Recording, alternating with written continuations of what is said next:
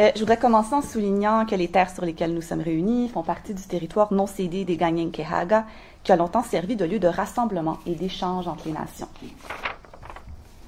Alors, un phoque se fait tuer sur la banquise. Brigitte Bardot enlace un blanchon. Une activiste s'asperge le corps de sang, couché sur un drapeau canadien. Ces exemples sont tous des images qu'on a vues et revues dans les médias. La controverse de la chasse aux phoques dans le Grand Nord canadien a fait couler beaucoup d'encre et jusqu'encore très récemment, un des principaux acteurs concernés n'était pas ou peu mentionné, soit les Inuits. En effet, on parle toujours de la chasse aux phoques canadienne et très rarement de la chasse aux phoques inuits, quand ces derniers sont durement touchés par les embargos qui sont imposés aux produits de phoques depuis 30 ans. Dû à leur situation géographique, très au nord, les Inuits sont le peuple autochtone qui reçoit le moins d'attention médiatique au pays. Et c'est entre autres pour cette raison que j'ai eu envie un peu de saisir l'occasion de ce colloque pour donner une meilleure visibilité à leur point de vue et à leurs expressions créatrices entourant la chasse aux phoques. Puisque je ne suis pas une biologiste, ni encore une spécialiste des questions légales entourant la chasse aux phoques, je vous propose aujourd'hui des réflexions sur l'utilisation d'images visant à créer un sentiment de sympathie ou à choquer, tant par les groupes de protection des animaux que par les Inuits. Dans un second temps, je vais plutôt m'attarder à la manière dont s'exprime la vision éthique de la chasse et la relation aux animaux dans l'imaginaire inuit à travers différents exemples visuels contemporains. Le point de départ de ma présentation est le mouvement des Silfi, créé par des Inuits du Nunavut en 2014 pour s'opposer aux organismes qui dénoncent la chasse aux phoques dans le Grand Nord canadien. La controverse des Silfi a débuté aux Oscars lorsque la présentatrice Ellen DeGeneres a versé le cachet qu'elle a reçu par Samsung pour faire le fameux égo-portrait avec des vedettes hollywoodiennes à la Humane Society of the United States. C'est un organisme contre la chasse aux phoques. En 2011, Ellen DeGeneres était déjà opposée, en fait, sur son blog aux prises de position canadiennes quant à la chasse aux phoques inuits. Quant à la chasse aux phoques. Pour répondre à ce geste, en fait, des Inuits, dont par exemple la réalisatrice Alethea Arnakuk-Baril ou la chanteuse de gorge Tanya Tangak, ont diffusé sur les réseaux sociaux des égo-portraits dans leurs plus beaux habits faits de peau de phoque. D'où le jeu de mots, Silfi, pour mettre de l'avant que leur mode de vie traditionnel préconise un type de chasse responsable. Dans une lignée similaire, en 2006, des étudiants d'une école secondaire au Nunavut avaient diffusé sur les réseaux sociaux un mème tournant au ridicule les images où les activistes animaliers enlacent un pauvre blanchon terrorisé. Ce mème, en fait, invitait les organismes de protection des animaux à se concentrer plutôt sur les normes de l'industrie bovine, à la place d'utiliser le phoque, excusez-moi pour le jeu de mots, mais comme une vache à lait, leur permettant de récolter de l'argent sans prendre en compte du préjudice culturel que subissent les Inuits depuis des décennies. Pour mieux comprendre le contexte dans lequel s'insèrent un peu ces deux exemples, je voudrais faire un tour d'horizon avec vous, tant conceptuel qu'historique, autour de la question de la chasse aux phoques. Les informations que je vous présente ici proviennent entre autres des statistiques et des documents qui sont mis disponibles sur le site de Pêche Canada. Tel qu'identifié alors ici en jaune, la chasse aux phoques est pratiquée autour du cercle arctique par différentes communautés autochtones, majoritairement les Inuits, donc en Alaska, au Canada, au Groenland, mais aussi en Russie. Au Canada, le phoque est un des principaux aliments de subsistance chez les Inuits. Sa viande est particulièrement nutritive dans une région où le coût de la nourriture est le plus haut au pays. Par exemple, chez les Inuits, un sac de pâtes coûte 12 $, un chou peut coûter jusqu'à 28 $. Paradoxalement, c'est chez les Inuits que le taux de chômage est le plus élevé au Canada. La chasse aux phoques étant le gagne-pain principal de plusieurs familles de chasseurs et de couturiers et couturières. Les Inuits ne pratiquent donc pas seulement une chasse de subsistance, et ça c'est important de le garder en tête, mais aussi une chasse de type commercial. Ils participent activement à l'économie globale. Bien que je vais moins aborder cet aspect dans cette présentation, j'aimerais quand même spécifier qu'il y a un deuxième type de chasse au Canada, beaucoup plus industriel, qui a lieu ici en Rouge à Terre-Neuve et aux îles de la Madeleine, et que c'est mené en fait par des pêcheurs locaux canadiens. Cette pêche vise surtout la vente de pelleterie, donc de la fourrure. La viande de phoque est encore très peu utilisée malheureusement, même si tout récemment, en fait, des chefs des maritimes se donnent comme mission d'introduire le phoque dans la gastronomie régionale. Au Canada, il y a 6 sortes de phoques qui sont chassés. C'est majoritairement le phoque du Groenland et à plus petite mesure le phoque gris qui sont chassés. La population actuelle de phoques est estimée, selon Pêche Canada, à 8 millions. Le phoque n'est donc pas un animal en voie d'extinction, même les groupes animaliers le disent ouvertement. Les études démontrent que le phoque peut supporter une chasse contrôlée par des règles strictes et des quotas, comme c'est le cas présentement, sans danger pour la survie de l'espèce. La première campagne s'opposant à la chasse aux phoques débute dans les années 60. Il était mené par l'International Fund for Animal Welfare et Greenpeace. Cette première vague d'activisme était fondée sur un constat tout de même inquiétant. La population de phoques en Arctique avait baissé environ de 20 ans à 4 à 1,5 millions. Et c'était en fait dû, entre autres, à une accélération de la pêche industrielle dans le sud du Canada, donc autour de l'île de la Madeleine et de Terre-Neuve. C'est à cette époque que les groupes de protection des animaux commencèrent à mettre en place vraiment une imagerie très forte visant à toucher la fibre émotionnelle du grand public, telles par exemple des photographies de cadavres de phoques, souvent des blanchons, ensanglantés, faisant ainsi contraste avec la blancheur éclatante de la banquise. On verra aussi beaucoup d'images dénonçant la cruauté de la technique de mise à mort des phoques par un coup de bâton, on appelle ça le haka-pick, derrière la tête. Selon Pêche Canada, les vétérinaires ont établi que cette technique serait la manière la plus rapide et la moins douloureuse de tuer les phoques, même plus qu'un coup de fusil. De plus, le mot blanchon est souvent remplacé par le terme bébé phoque, même parfois chiot ou chien des mers. L'objectif est bien entendu d'humaniser le phoque pour que la cause ait un meilleur capital de sympathie, particulièrement chez une population euro-américaine et urbaine dont le seul contact avec des animaux morts se fait à l'épicerie. L'Union européenne interdira l'importation des produits de blanchon, donc juste des fameux bébés phoques, en 1982. Malgré qu'on continue de voir le blanchon dans l'imagerie qu'utilisent les activistes animaliers, il est important de spécifier que le Canada, lui aussi, a interdit la chasse au blanchon 5 ans plus tard, en 1987. Dans ce premier embargo, il y avait quand même une clause, en fait, permettant l'importation de produits artisanaux traditionnels issus de la chasse dite de subsistance des communautés autochtones. Étant donné que les Inuits ne chassent pas le blanchon, on aurait pu penser que l'embargo de l'Union européenne n'aurait aucun impact sur les communautés. Malheureusement, les campagnes répétées des groupes animaliers avaient irrémédiablement ruiné la réputation de la chasse commerciale du phoque dans l'imaginaire collectif. Et cela sera désastreux. En quelques mois, tout le marché de l'industrie du phoque va s'effondrer. La demande de produits à base de phoque baisse drastiquement, tant pour les Inuits que les chasseurs canadiens. À titre indicatif, selon le gouvernement des Territoires du Nord-Ouest, 18 des 20 villages inuits au Canada vont perdre jusqu'à 60% de leurs revenus collectifs et parfois même plus durant les années 80 à cause de l'embargo. Relevé au public en 2016, le documentaire Angry Inuk de la réalisatrice Alethea Arnaquq-Baril explique l'importance de la chasse aux phoques dans le mode de vie inuit. La réalisatrice qualifie sur sa page Facebook ce documentaire comme étant son ultimate selfie. Selon elle, le mouvement des Silfi fut le médium ayant eu le plus d'influence positive pour diffuser au grand public la voix des Inuits. Par exemple, un des gains du mouvement fut que Joanna Kerr, la directrice générale de Greenpeace Canada de l'époque, s'est excusée dans une lettre ouverte en juin 2014 par rapport aux dommages que leurs campagnes de sensibilisation ont eus sur l'économie et la culture inuite.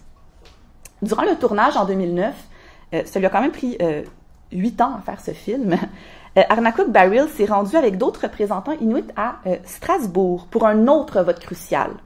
En effet, sous une nouvelle pression des groupes animaliers, l'Union européenne allait voter cette fois-ci une interdiction d'importation beaucoup plus sévère concernant tous les produits de phoque, et non plus seulement les blanchons. Il faut spécifier que cette nouvelle interdiction n'avait pas les mêmes assises biologiques que celle de 1982, puisque la population de phoques s'était bien rétablie et était même à la hausse. Une scène très marquante du documentaire, c'est lorsqu'on voit des activistes qui distribuent aux députés européens des peluches de blanchon à l'entrée du vote. À l'image du nombre important de peluches présents sur le bureau des députés le 5 mai 2009, ce nouvel embargo passera à 550 votes pour et 49 contre. Si les communautés inuites étaient bien entendu prêtes à renégocier les quotas ou les périodes de chasse, l'Union européenne n'a pas jugé pertinent de les inviter à témoigner de leur réalité en Arctique. Il y aura une clause, encore une fois, permissive concernant les produits faits par les Inuits, mais sans grand résultat. Avant 2009, 30% des acheteurs des produits de phoque sur le plan mondial étaient européens. Ce nouvel embargo eut donc de graves conséquences pour les Inuits. Une peau de phoque qui se vendait 100 $ au Nunavut avant 2009 se vend présentement, et vraiment, je suis généreuse, au maximum de son prix. Au maximum, à la moitié de son prix, donc autour de 50 $. C'est plus autour de 30 en ce moment.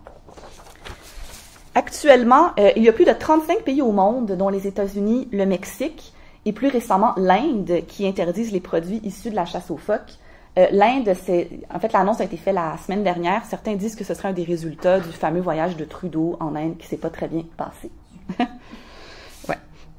L'interdiction de la chasse aux phoques met en péril la souveraineté alimentaire et l'autonomie économique des Inuits. Plusieurs Inuits soulignent que cette situation est une des conséquences contemporaines du colonialisme par les Euro-Américains et une atteinte supplémentaire aux droits des Inuits à l'autodétermination et à la gestion de leur faune, de leur territoire et de leur océan. Sur le plan légal, l'auteur et avocat Michael Farkey explique en fait que l'interdiction de la chasse aux phoques par l'Union européenne serait aussi un moyen détourné d'exprimer leur autorité en Arctique, un territoire qui sera de plus en plus disputé dans les prochaines années en raison de ces nappes de pétrole, entre autres. Par rapport aux fameuses clauses permissives des embargos concernant les peuples autochtones, elles sont aussi beaucoup dénoncées par les Inuits.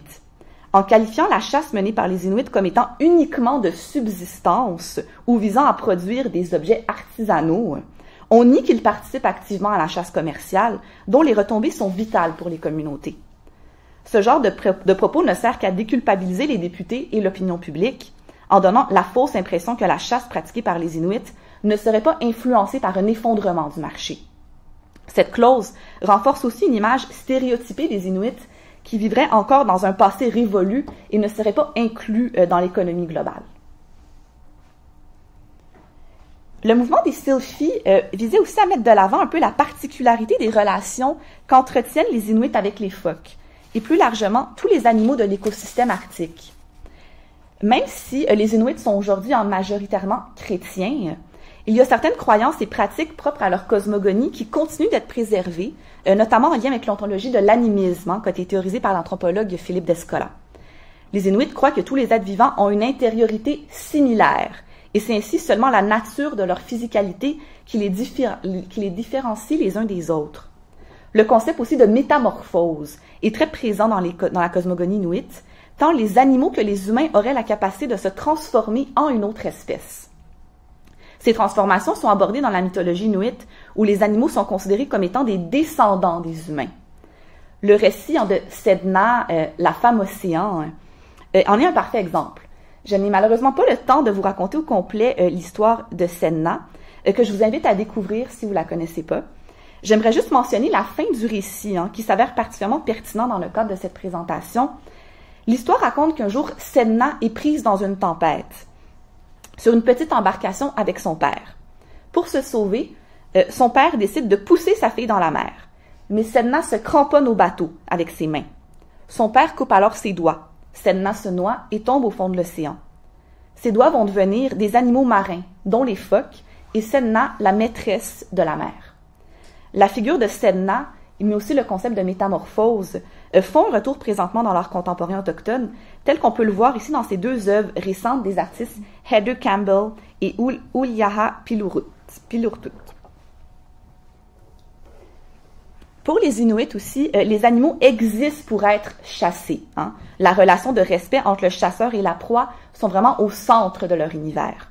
Par contre, les animaux ne sont pas considérés comme des victimes sans défense, mais plutôt des êtres intelligents qui décident de donner leur vie à un chasseur qu'ils trouvent digne en raison de ses qualités. Par exemple, il n'insulte pas ni ne fait souffrir ses proies, il partage équitablement sa viande avec le reste de la communauté, et il ne transgresse pas certaines règles, et il met en place différents rituels, comme on parlait tantôt, qui visent à maintenir l'harmonie dans l'écosystème.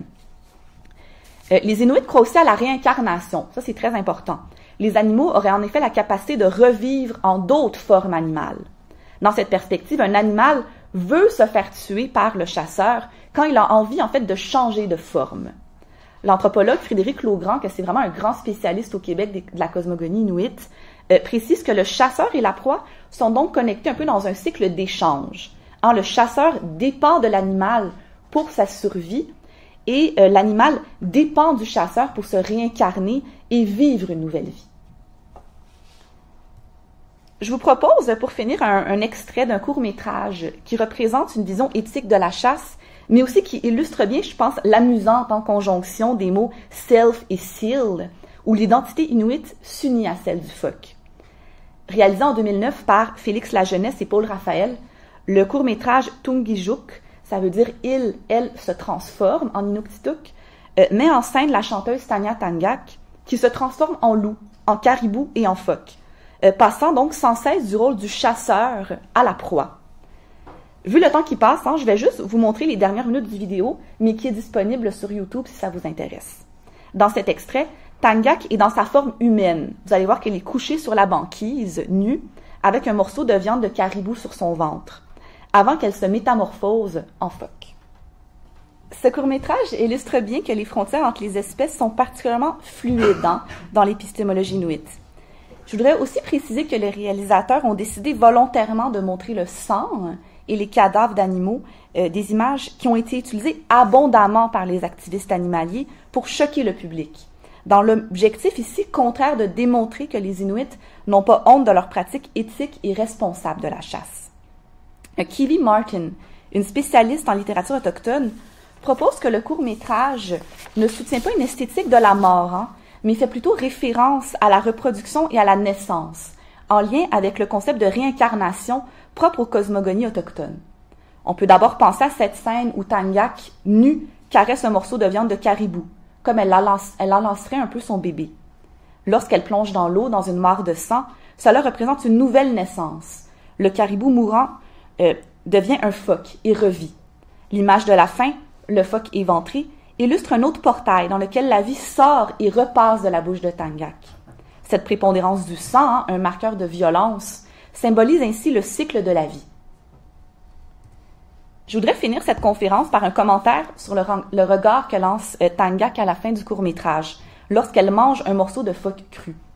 Kiwi Martin qualifie ce regard de plaisir, ou peut-être de gourmandise, comme étant provoquant, et une réponse directe à une controverse politique qui avait lieu en 2009, quelques mois avant le tournage du film. Les journalistes avaient pris en photo Michaëlle Jean, alors gouverneur du Canada, lorsqu'elle participait à un festin communautaire à Rincon Inlet, un village au Nunavut. On la voit en train de prendre une petite bouchée de phoque cru et s'essuyer ensuite discrètement la bouche. Cette photographie sera abondamment reprise par des groupes de défense des animaux. Par exemple, le président de PETA dira que la gouverneure donne une mauvaise image, proche de l'homme de Néandertal, de tous les Canadiens à l'international. Tangak, par son regard, et en refaisant avec fierté le même geste de Michaëlle Jean, s'adresse donc à tous les détracteurs qui trouvent que la chasse aux phoques est une pratique barbare. Finalement, et pour conclure, dans le contexte actuel où le poids des images a une importance capitale et marque les imaginaires, le mouvement des Silfi, Angry Inuk et le court-métrage Tungijuk détournent avec succès, parfois de manière amusante, une conceptualisation uniquement négative et sanguinaire de la chasse aux phoques qui mérite d'être nuancée, voire remise en question.